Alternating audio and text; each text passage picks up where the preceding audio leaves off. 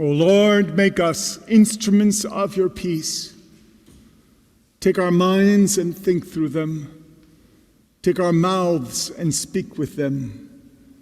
Take our hands and work with them, and take our hearts and set them on fire for Christ's sake.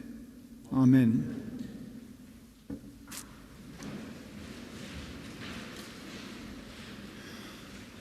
Preparing for this Feast of All Saints, Kelly Lauer's words from her sermon last week kept ringing in my ear.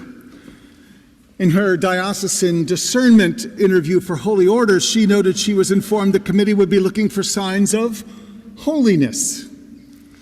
And she was naturally caught off guard by the notion and a bit bewildered how one might discern and what sort of holiness one might find in her. And all I can say is I thank God that no one in my priestly discernment process asked me about my holiness quotient, because I would have plotzed right there. I would have been a babbling mess. I never thought of myself as holy. I know my flaws too well. But as years have passed, and I've settled into a degree of familiarity and a balance of comfort and discomfort with my clerical role in life, I've come to realize that my and your holiness quotients have little to do with our perfection or our personality or pastoral success or skill in prayer and leadership or even anything to do with our personal histories. Our holiness comes from being loved. And as we grow in our realization of that love, we become more and more able to incarnate that love in the world. Note our epistle from 1 John this morning.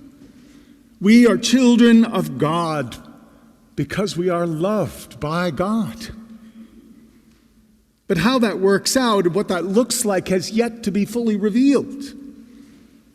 Living into our holiness is a process, and a mysterious one at that. All we can do is hope and trust that following Christ to the best of our ability enables us to find ourselves in Him. As John says, when He is revealed, we will be like Him, for we will see Him as He is. And all who have this hope in Him purify themselves, just as He is pure. The thing is, even as we become more like Jesus, as our essential callings unfold, we continue to be very much ourselves. Diverse individuals with a variety of skill sets and histories and flaws. And isn't that true of all the saints, past, present, and yet to come, whose diverse stories and gifts we celebrate this day? No two are alike. Many of them were even difficult, irritable, and even outrageous. And yet, we still recognize God at work in them. In her book, Saints, 70 Stories of Faith, Alexandra Bonfant Warren writes, saints are venerated not because they are essentially different from us, but because they are essentially the same. Otherwise, we would turn from them in despair. All over the world, unknown saints are bridging the here and the hereafter, ushering in heaven on earth. Workaday angels and ordinary miracles are all around us, as long as we have the simplicity to see holiness in the countless daily manifestations of kindness, courage, generosity, integrity, and grace. It's one of the reasons why I especially like the gospel passage from Matthew that we read every 3 years on this All Saints Sunday.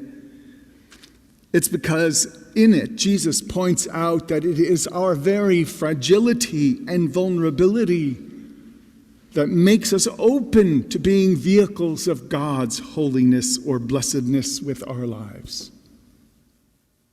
Being holy is not an achievement, an award for our success, for knowing and saying the right things or fulfilling all the requirements of the law. No, being holy is a state of being open, like Mary, to having God impregnate us with the possibility of new and richer life, not just for ourselves, but for the world.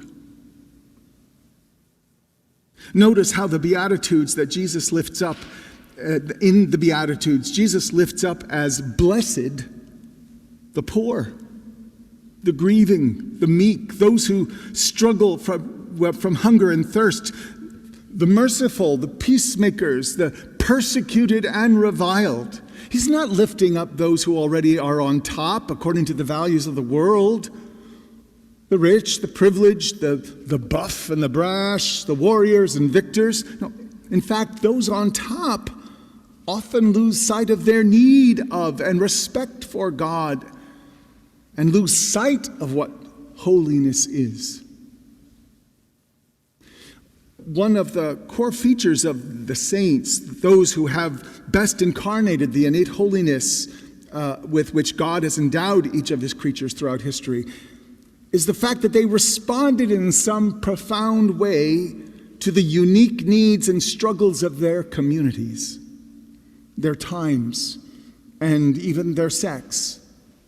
Often they came from wealthy or powerful families, but somehow their eyes were opened, and they found solidarity with the poor, the meek, the weak, the bullied. And when the church struggled with the distractions of wealth and power and politics, for example, St. Francis came along and helped refocus the hearts on the simplicity, refocus our hearts on the simplicity of the gospel. The needs of the poor, the spiritual distress of a weakened faith, and our reconnection with God's creation. As I read many of the female saints' stories in Bonfant Warren's book, I was struck at how the overwhelming percentage of their narratives centered on their struggle to be more than tools of their parents' desire to marry them off into advantageous economic or political alliances, or possessions of their potential or current spouses.